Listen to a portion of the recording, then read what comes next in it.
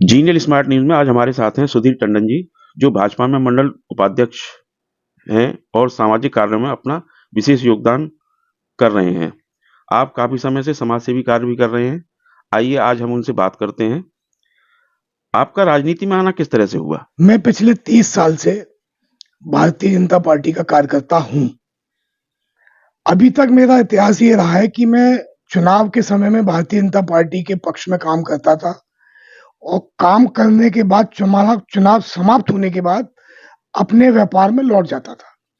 जब भी मेरी कोई ऐसी आवश्यकता पड़ती थी कि चुनावी संगठन को मेरी आवश्यकता है, मैं पूरा योगदान देता था, पूरा कार्य करता था और चुनाव समाप्त होने के बाद कुछ समय पश्चात मैं अपने व्यापार की जिम्मेदारी संभाल लेता था। साथ में जो मेरी समाज सेवा चलती थी, उस समाज सेवा से प्रभावित होकर मेरे शीर्ष नेतृत्व ने मुझसे ये कहा कि तुम्हें भारतीय जनता पार्टी में हम पद देकर तुम्हारी इस सेवा भाव को और आगे ले जाना चाहते हैं।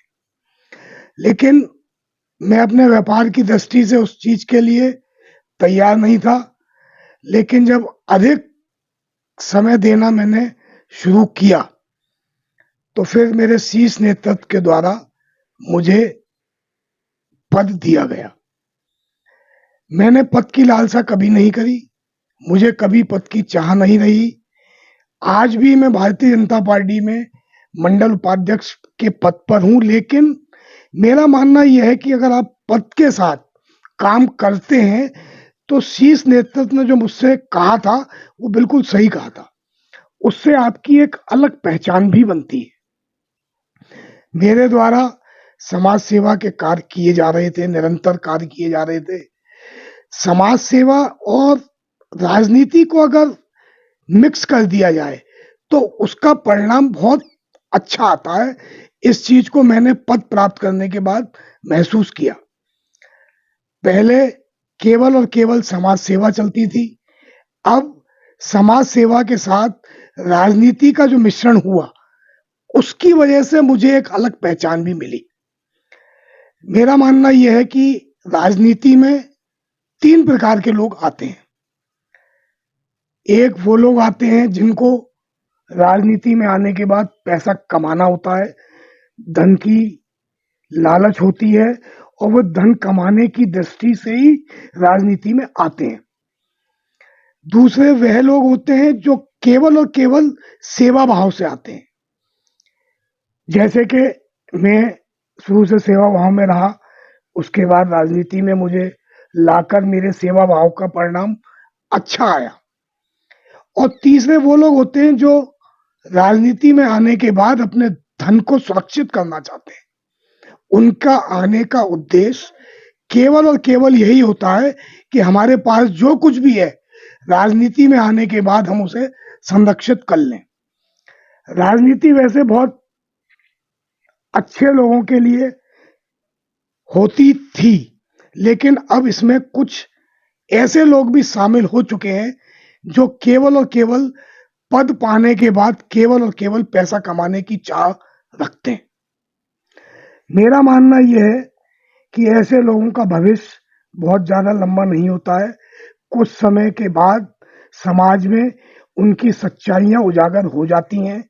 ऐसा हमने अक्सर देखा भी है और ऐसा अक्सर हमने अखबारों के माध्यम से, टीवी न्यूज के माध्यम से देखा भी।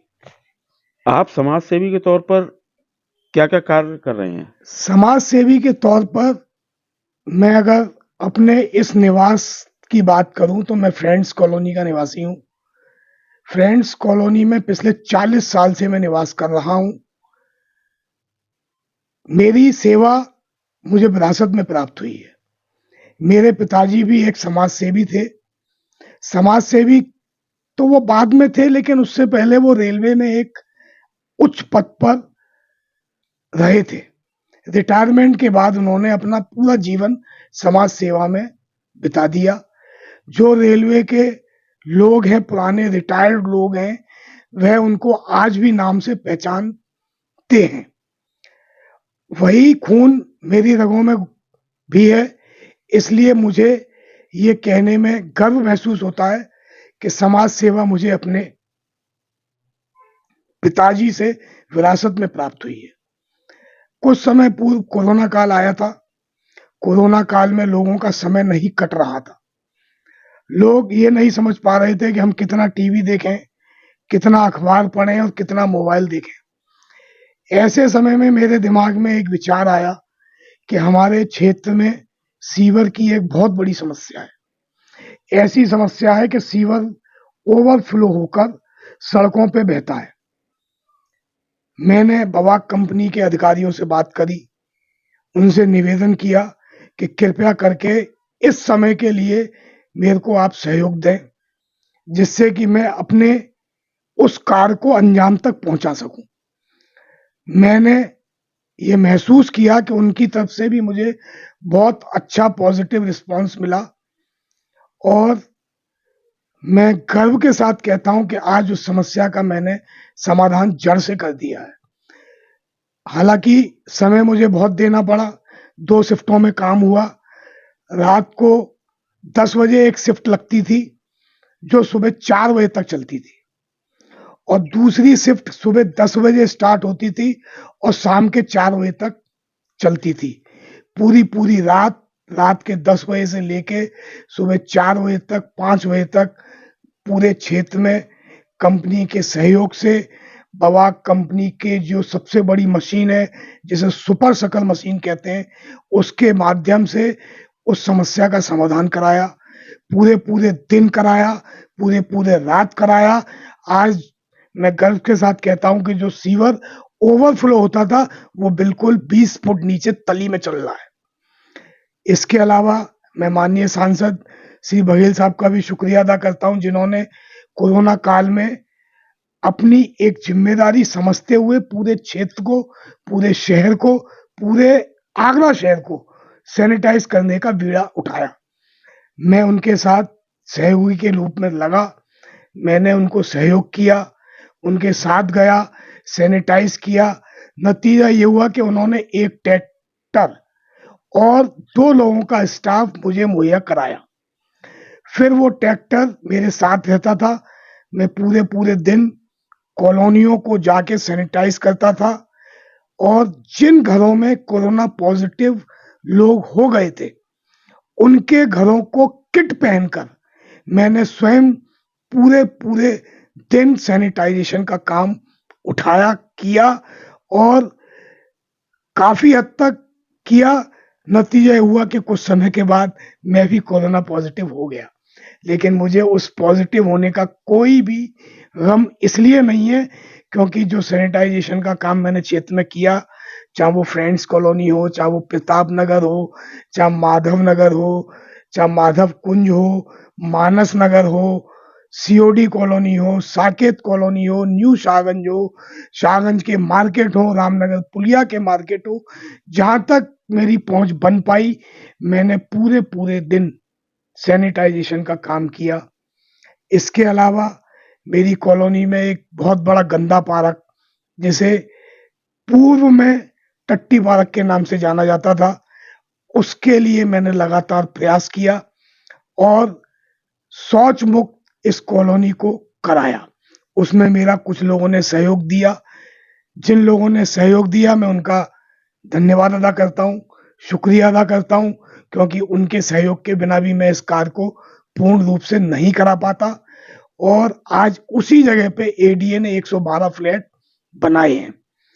उसके लिए चप्पल रगड़ गई मेरी, जूते की एड़ी रगड़ गई। कहते हैं राजनीति में 2 तरीके से इंसान पहचान बनाता है, या तो चप्पल चाट कर या चप्पल घिस कर। आप भाजपा में किन-किन पदों पर कार्य कर चुके हैं अब तक? मैं भारतीय जनता पार्टी के बूथ अध्यक्ष से लेकर आज मंडल उपाध्यक्ष तक के पद पर हूं, लेकिन मैं फिर एक बार ये कहना चाहूंगा कि मुझे पद की कोई लालसा नहीं है। मैंने शीर्ष नेतृत्व का धन्यवाद अदा किया है कि उन्होंने मुझे इस पद से नवाजा। मेरा मानना यह है कि इंसान अगर पद लेता है तो उसकी जिम्मेदारी बहुत ज्यादा बढ़ जाती है। अगर आप पद लो तो उसके साथ पूर्ण निष्ठा के साथ उस कार्य को करो। मैंने पद लेने के बाद अपने व्यापार का घाटा बहुत किया, लेकिन पद लिया था, पद मुझे मिला था, शीर्ष नेतृत्व का आशीर्वाद था, इसलिए उस घाटे को भी सहन करके मैंने अपनी जिम्मेदारी पूर्ण रूप से निभाई और जो भी मुझे जिम्मेदारी मिली उसमें मैंने कोई भी कमी आने नहीं दी। आप राष्ट्रीय स्तर पर किन-किन नेताओं को अपना आदर्श मानते हैं? देखिए, राष्ट्रीय स्तर पर भारतीय जनता पार्टी का जो शीर्ष नेतृत्व है उसमें आदरणीय प्रधानमंत्री श्री नरेंद्र मोदी जी को मैं अपना आदर्श मानता हूँ। प्रदेश स्तर पर हमारे आदरणीय मुख्यमंत्री श्री योगी जी, जहां पर मोदी जी और योगी जी आ जाते हैं वहां पर सभी लोगों के वो आदर्श हो जाते हैं, क्योंकि उनके द्वारा जो आज हमारे राष्ट्र में एक सम्मान इस पूरे विश्व में दिलाया गया है, ये सिर्फ और सिर्फ उसी नेतृत्व का कमाल है कि उनके बिना ये सम्मान कभी मिलना संभव ही नहीं था। उनके द्वारा ही ये सम्मान मिला है इस देश को, इसलिए मैं सिर्फ यही कहूंगा कि मोदी जी और योगी जी ही मेरे आदर्श हैं। प्रदेश स्तर पर, शहर स्तर पर सभी भारतीय जनता पार्टी का नेतृत्व मेरा आदर्श है और छोटे से छोटा कार्यकर्ता, चाहे वो छोटा हो या बड़ा हो, मोदी जी भी कहते हैं मैं कार्यकर्ता हूं, योगी जी भी कहते हैं मैं कार्यकर्ता हूं, तो हमें पद में नहीं जाना है। पद एक जिम्मेदारी का पद होता है। पद का मतलब है आप एक जिम्मेदारी में बंधे हुए हैं, उसको पूर्ण निष्ठा के साथ निभाएं।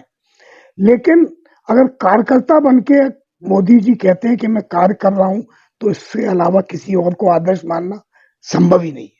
आप अपने शहर में किन-किन नेताओं के साथ ज़्यादा कार्य कर रहे हैं? देखिए, दक्षिण विधानसभा का मैं निवासी हूं। दक्षिण विधानसभा से हमारे सम्मानित विधायक आदरणीय श्री योगेंद्र उपाध्याय जी हैं, जिनके साथ मुझे काम करने का सौभाग्य प्राप्त होता रहता है। आज वे प्रदेश में उच्च शिक्षा कैबिनेट मंत्री के पद पर विराजमान हैं। मैं उनके और उज्जवल भविष्य की कामना के साथ आपको ये बताना चाहता हूं कि उनके साथ मैंने बहुत काम किया है। आगरा के सांसद आदरणीय श्री प्रोफेसर एसपी सिंह बघेल जी के साथ भी मैंने बहुत काम किया है। जब भी मुझे मौका मिलता है, मुझे इन दोनों लोगों का आशीर्वाद भी प्राप्त होता है और इन दोनों लोगों के साथ काम करने का सौभाग्य भी प्राप्त होता है। शहर में हमारी मेयर भी भारतीय जनता पार्टी से हैं, इसलिए मेयर हों, विधायक हों, महानगर अध्यक्ष हों, जो भी हमारा शीर्ष नेतृत्व है, मंडल अध्यक्ष हों या हमारा बूथ अध्यक्ष हो, मैं सभी के साथ कार्य करता हूं। ऐसा नहीं है कि किसी एक के साथ ही कार्य करता हूं। दक्षिण विधानसभा का निवासी हूं, इसलिए मैं आदरणीय योगेंद्र उपाध्याय जी के साथ ज्यादा कार्य करता हूं। राजनीति को आप किस नजरिए से देखते हैं? राजनीति सेवा भाव का माध्यम है। राजनीति जब भी इंसान करे, सेवा भाव से करे, क्योंकि कुछ लोगों के द्वारा राजनीति को खराब करने का प्रयास किया जा रहा है, चाहे वो किसी भी पार्टी से हो।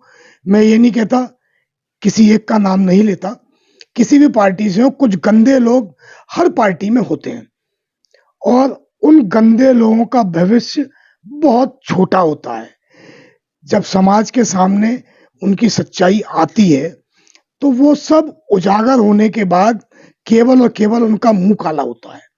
राजनीति सेवा भाव का माध्यम बनाकर अगर आप काम करोगे तो आपका भविष्य भी उज्जवल होगा और आपकी समाज में पहचान भी बनेगी, क्योंकि राजनीति में धर्म होना चाहिए। राजनीति बिना धर्म के अच्छी नहीं होती। धर्म में राजनीति नहीं होनी चाहिए, लेकिन राजनीति में धर्म जरूर होना चाहिए। लेकिन कुछ लोगों ने राजनीति में धर्म के बजाय धर्म में भी अपनी कमाई का साधन ढूंढ रखा है। क्योंकि मैं बहुत छोटी बात कहूंगा तो अच्छा नहीं लगेगा, जिन लोगों को हमने कुछ समय पूर्व गिनतियां सिखाई थी, वो आज हमें पारा पढ़ाने की कोशिश करते हैं। हमारी जो मेहनत थी उसको वो अपना नाम चमकाने का प्रयास करते हैं। ऐसा नहीं है, ऐसा होना भी नहीं चाहिए। लेकिन फिर भी मैं उनसे निवेदन करूंगा, जो भी लोग हों, अगर सेवा भाव से आए तो राजनीति में आए, लेकिन कमाई के हिसाब से आए तो उन्हें राजनीति में रहने का कोई अधिकार नहीं है। आप सभी को क्या संदेश देना चाहेंगे? सर्वप्रथम तो मैं सिर्फ और सिर्फ एक ही संदेश देना चाहूंगा कि अपने क्षेत्र को सबसे ज्यादा स्वच्छ रखिए, इतना स्वच्छ रखिए कि जब भी कोई बाहर से रिश्तेदार आपके क्षेत्र में आए तो वो ये कहे, अरे हम कहाँ आ गए। मैं ये नहीं कहता कि आप लंदन और पेरिस बना दीजिए, मैं ये नहीं कहता कि आप और कुछ करिए, लेकिन इतना जरूर करिए कि अपने क्षेत्र में सफाई जरूर रखिए। मैं जो लोग सड़कों पे कूड़ा फेंकते हैं, जो लोग थैलियां बांध बांध कर नालियों में कूड़ा डालते हैं, उनसे सिर्फ एक ही निवेदन करूंगा कि इस कार्य को मत करिए। जितना हो सके अपने क्षेत्र को स्वच्छ रखिए और जहां किसी की मदद की आवश्यकता हो उसको मदद अवश्य करिए, चाहे अड़ोस में चाहे पड़ोस में, कहीं पे भी कोई व्यक्ति दुखी है तो सामाजिक स्तर पे उसकी सहायता अवश्य करिए। हमारे चैनल से बात करने के लिए बहुत बहुत धन्यवाद। मैं सर्वप्रथम तो इस चैनल का धन्यवाद अदा करना चाहूंगा जिन्होंने अपना कीमती समय एक छोटे से कार्यकर्ता के लिए निकाला, और उनके उज्जवल भविष्य की कामना के साथ उनको बहुत बहुत धन्यवाद देना चाहूंगा कि उन्होंने मुझे इस लायक समझा।